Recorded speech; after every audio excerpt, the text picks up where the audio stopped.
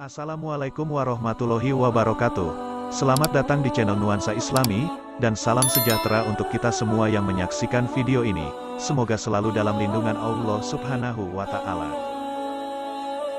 Salah satu orang yang dipercaya membawa syariat Tuhan adalah Nabi Ayub alaihi salam.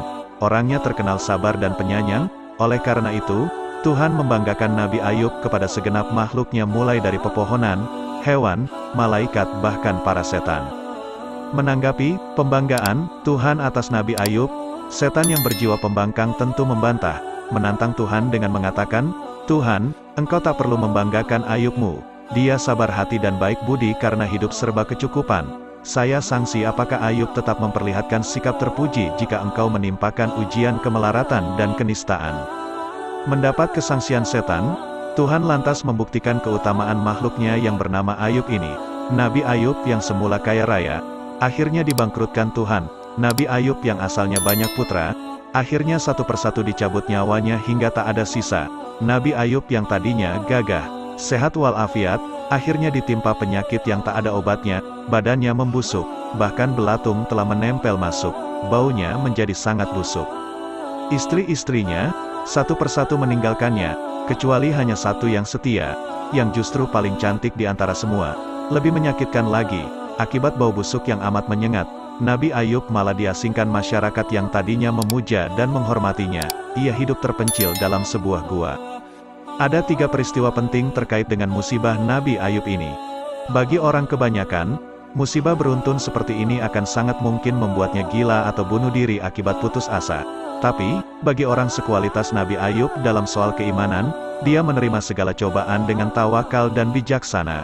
Tak mungkin bagi dirinya untuk berobat, karena tak satupun orang yang mau mendekat, sebab, hanya tinggal satu orang yang mau merawat, yakni satu-satunya istri yang masih setia.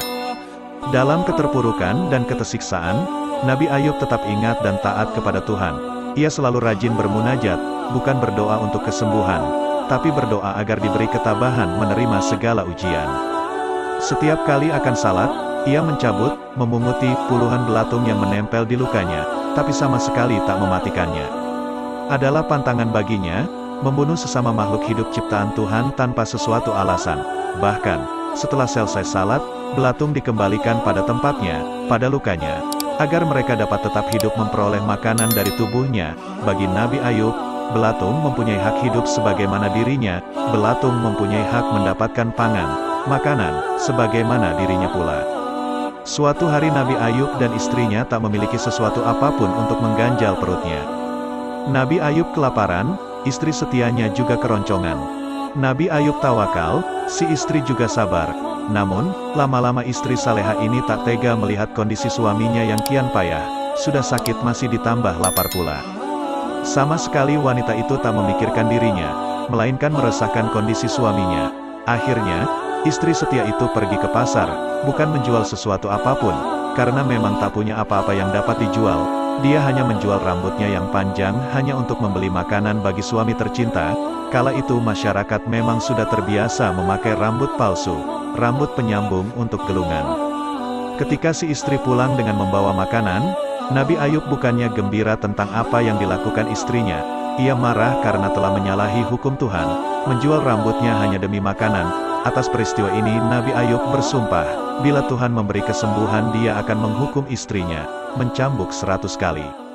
Akhirnya Nabi Ayub memanjatkan doa agar diberi kesembuhan. Dia berdoa bukan karena tak tahan pada cobaan, melainkan ingin melaksanakan sumpahnya menghukum istri yang melanggar aturan Tuhan. Singkat kata, Tuhan pun akhirnya memberi kesembuhan, dan Nabi Ayub telah lulus ujian. Alhasil, Nabi Ayub akhirnya ingin melaksanakan sumpah, karena janji dan sumpah memang tak mungkin diingkari. Tapi, mengingat kesetiaan dan kesalehan istrinya, Tuhan yang Maha Penyayang langsung mengajari, bahwa Nabi Ayub tetap dapat melaksanakan sumpah memukul istri 100 kali, tapi hendaknya tak menyakiti. Caranya, 100 lidi diikat jadi satu menjadi sapu, lantas dipukulkan sekali dengan keras, yang